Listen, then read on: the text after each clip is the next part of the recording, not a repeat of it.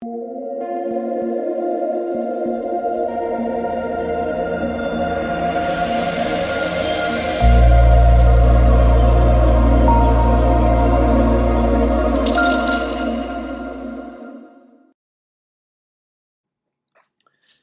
what is going on, guys? It's DK. Back at you with another video here to predict the 4-game NBA main slate on Wednesday. Before I get into the video, if you guys are new to the channel, my name's DK. I make daily videos breaking down NBA, NFL, PGA, and esports daily fantasy sports slates. Before we get into the breakdown, I do want to say thank you guys again for all the support. Currently at 4.1 thousand subscribers now on YouTube. If you guys enjoy the content, the easiest way to support me is just leave a like button on the video, subscribe to the channel if you haven't already, and hit that notification bell. Those things do really help me out to continue to grow my channel. Also, if you can't listen on, or if you can't watch on YouTube, I also do upload on Apple Podcasts. It's the DK DFS show. The link is in the description below. With that out of the way, let's jump into the video. So before I try to break down this messy 4-game slate once again, let's go over, well, I guess we can go over my lineup here from Tuesday. So Tuesday was, there was a lot going on. Now I've been recommending this last few days now and for the next few days until the end of the regular season to play light, guys. There are so many minutes up in the air. We don't know. Coaches playing starters a half, sometimes only like 15 minutes. It's just like we're not getting any clarity before lock. It's just really a headache to try to figure out what's going to happen here. So my approach to this slate was I wanted to fade the chalk value in the early game. Now the chalk value ended up doing pretty solid, right? TLC could not miss. I was like, are you kidding me? And then Markelle Fultz ended up getting you there too. The reason is because I thought there was more potential upside in the value in the later games in the Philly game, which ended up happening, right? So Tobias and Al Horford got ruled out. I was really high on Kylo Quinn, Alec Burks, Thibault, who fouled out. Still wasn't great. So and then Norval Pele, who was also in some foul trouble. Burks and O'Quinn really crushed it there. And then again, I thought we would get more players resting in the late games. Both Washington and Milwaukee, as well as New Orleans and Sacramento, had nothing to play for. So I really did think we would get some more guys resting. Now, we did get Favors resting. I don't think JJ is going to play. Some other guys did get ruled out. Who knows how many minutes they're going to play tonight. But basically, my day was over because I went to Nurkic over Lillard.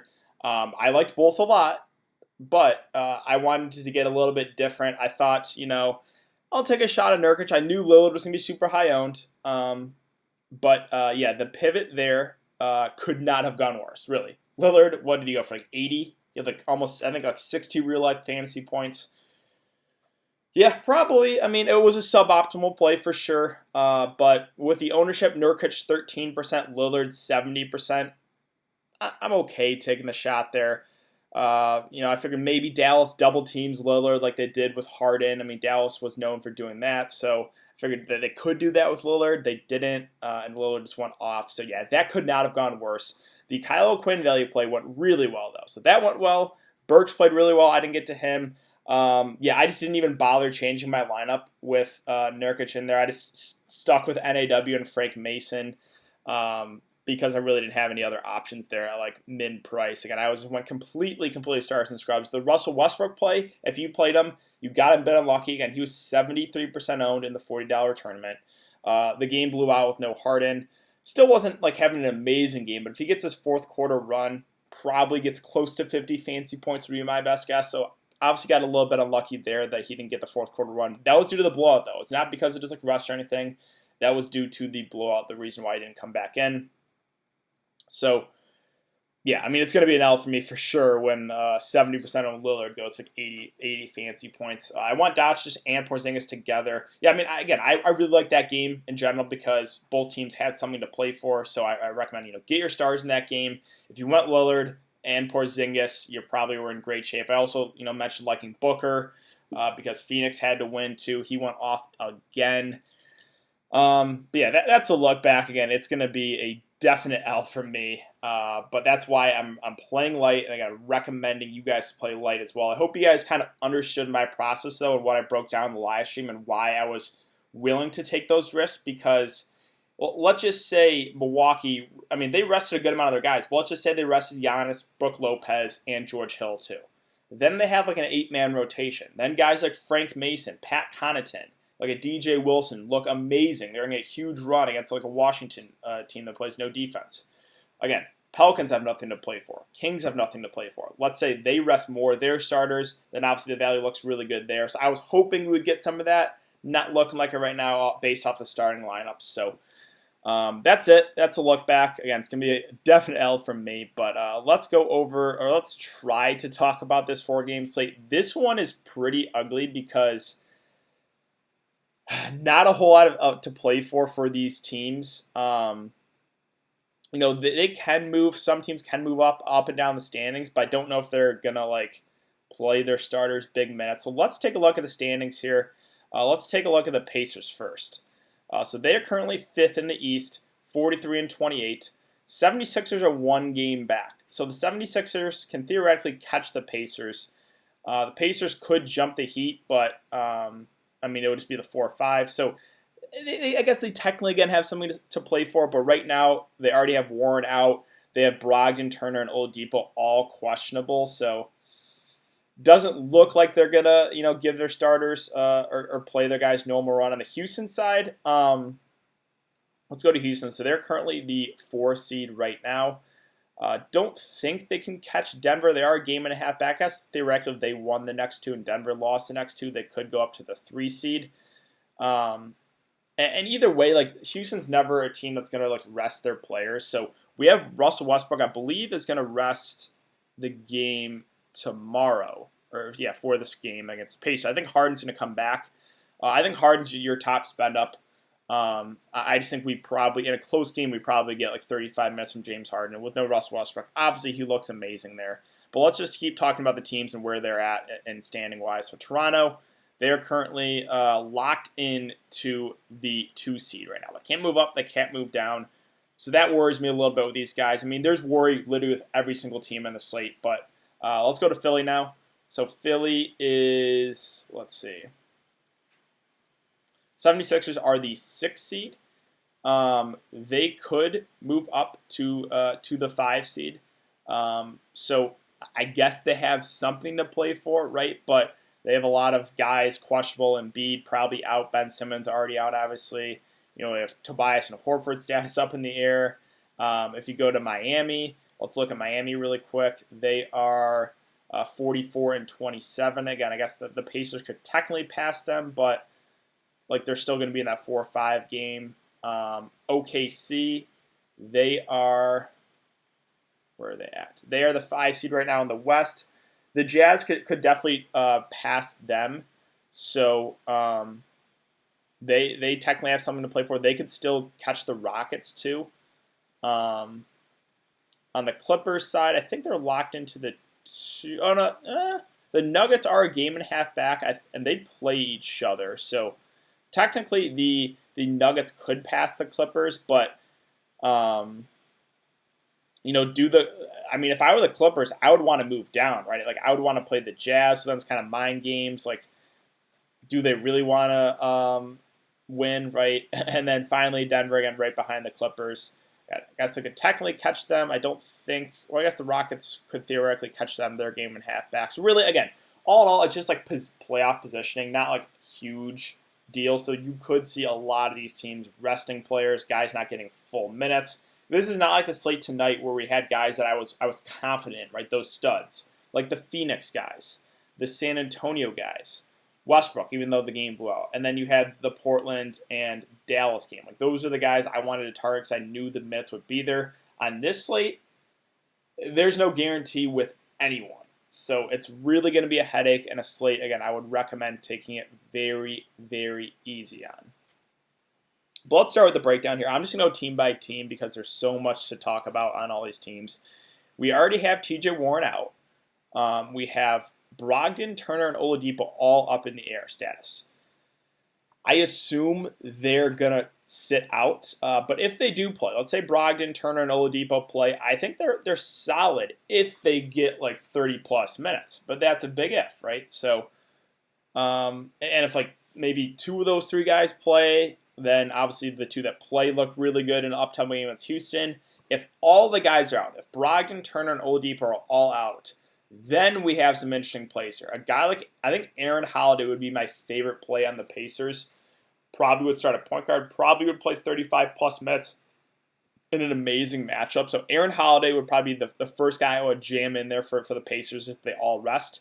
But there are some other viable plays. A guy like TJ McConnell would probably come off the bench, would probably get decent run, 20, 25-ish minutes. I like him. Like, he's a good point per minute guy.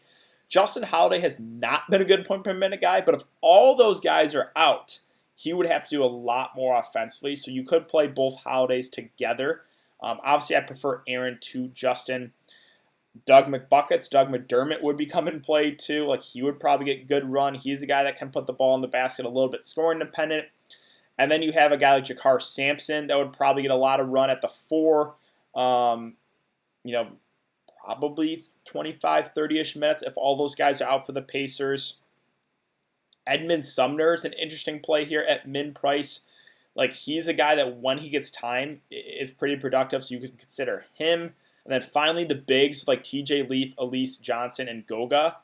I would probably lean towards Goga if you're going to make me pick. Again, I would probably just, if all those guys are out, I would feel the most confident with whoever starts at center for the Pacers. But then again, they're playing a small ball team in Houston.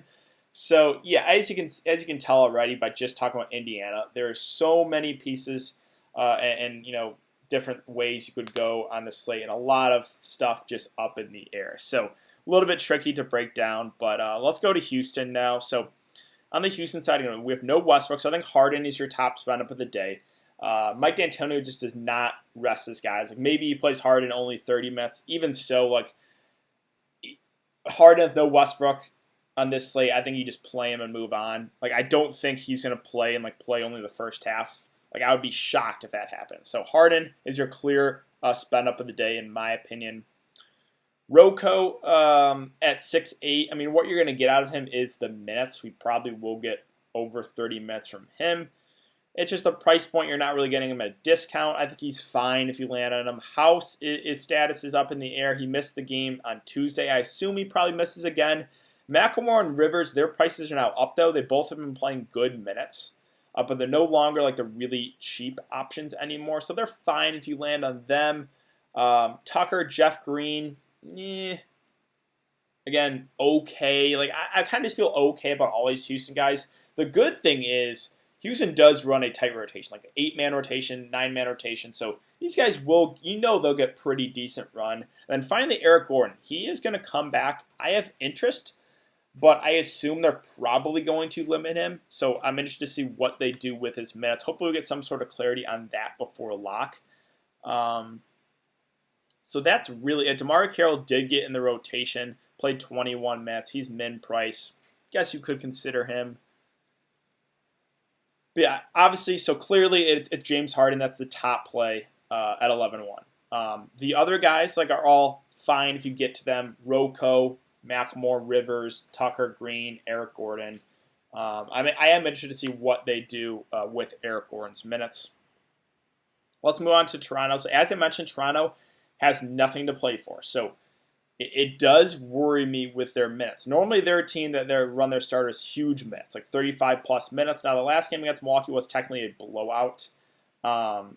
So it's a tricky one, right? Lowry, Siakam, Fred VanVleet. Like, these are all guys I like, but are we going to get the normal minutes from them? I have no idea. So, of those 3 guys, I think Fred VanVleet probably looks the best for his price at 7.3.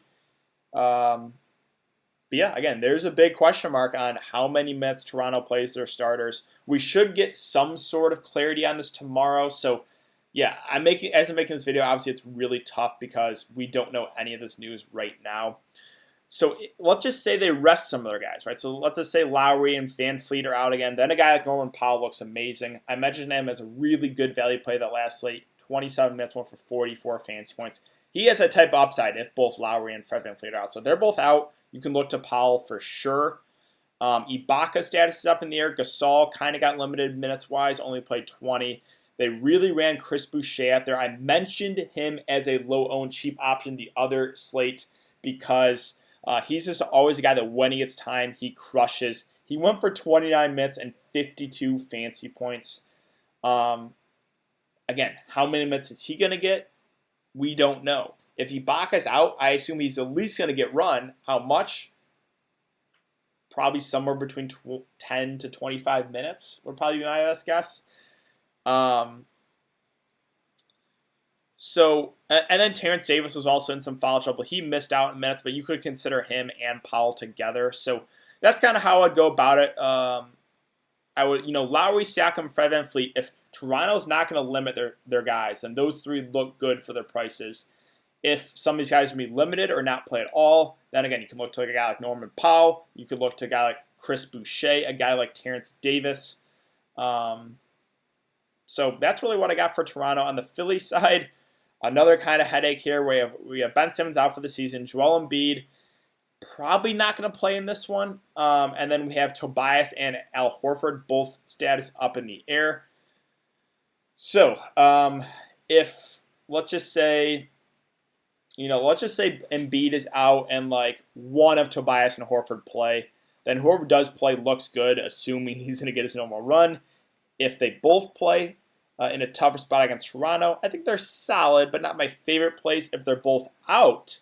So if they're both out and Embiid is out, then we get some interesting plays here. Richardson's at 5'7". Like, he had a really big game that last time out against Portland, went for 50 fantasy points, kind of out of nowhere. Like, Josh Richardson has been just like completely a ghost in this offense, but he took over that last game against Portland. The price point is up though at 5'7". I don't know if it'll go back to the well there. I think, my favorite value plays, assuming like Embiid, Tobias, and Horford are out, would be those two bigs. So Kyle O'Quinn was the guy I was really high on. Played 32 minutes, almost a triple-double, went for 9, 10, and 11, 45 fantasy points. I mean, he is the guy that when he gets time, he crushes it. So if he starts at center again, I think he's your top value play of the day. Norvel Pele was in severe foul trouble, only played 16 minutes. But these two, if those guys are all out that I mentioned, would split their center run. I think you could play both if you really wanted to. And then the other options, so a guy like Alec Burks, Mike Scott, they play pretty well today, 4-9 and 3-7. I think you could look to them, assuming all those guys would be out for Philly. So that's it for Philly. Let's move on to Miami now. So Miami, we have, I believe Nunn is, I think he's still going to be out for this game. Kelly Olynyk is probable. The question is, again, how many minutes these Miami guys play? Bam Adebayo's minutes have just been going down. Not even been in foul trouble, only played 22. I know it was a blowout, but still, not playing the huge minutes. I think the guys that stand out to me are Jimmy Butler at 7-8. Assuming he gets like 30 minutes, 30 to 35 minutes, I think he looks really solid at this price. And then a guy like Goran Dragic, if he starts on point guard once again, I just like Dragic's upside. So those are the two guys that stand out to me right now, assuming the starters get their normal run. You could consider a guy like Hero off the bench. I think he would be in play too. That's probably where I would look right now for Miami. It would be Jimmy and Dragic first, and then I think a guy like Tyler Hero is in play as well.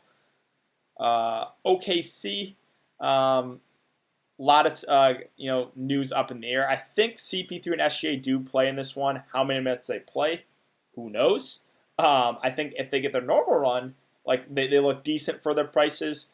We have Adams' status up in the air. We have Noel's status up in the air. If Adams is out and Noel plays, I like Nerlens Noel a lot, even in a tough spot. If they're both out, then you can look to Bazley. You can look to Mike Muscala, who will split the big man duties. Muscala played 28 and 24 minutes those last two games. Bazley, 26 and 35. He's really been playing well. So, assuming Adams and Noel are out again, I think Bazley, even at 4-8, looks good. Again, you could look to Muscala as well for value. Gallinari, the minutes are just down on him no matter what. Like, I'm just not getting to him. So, really, for me, it's the two guards, the CP3 and SGA. I think they're fine for their prices. Again, how many minutes are they going to play is a question. And then guys like, the value with Bazley and Muscala, I think look really solid. Let's just say OKC rest all their guys. So we still have Schroeder out. Let's just say Gallinari, Adams, Noel, SGA, and Chris Paul are all out. Let's just say they rest all of them. Then Bazley looks really, really good. Muscala looks good. And then you can consider the other guys. So guys like Hamidou Diallo, played off the bench, was in huge foul trouble, had an off-shooting day, but I wouldn't mind going back there at 3-6. Dort's had some decent games too, like you can consider him. Andre Roberson even had a decent game in 13 minutes, but I don't think I would go to him. So I think if all those guys are out, it would be Bazley, Muscala, and Diallo, and Dort probably would be where I would look. But, man, that would be ugly. And then finally, Clippers and Denver. So Kawhi Leonard played 37 minutes that last game.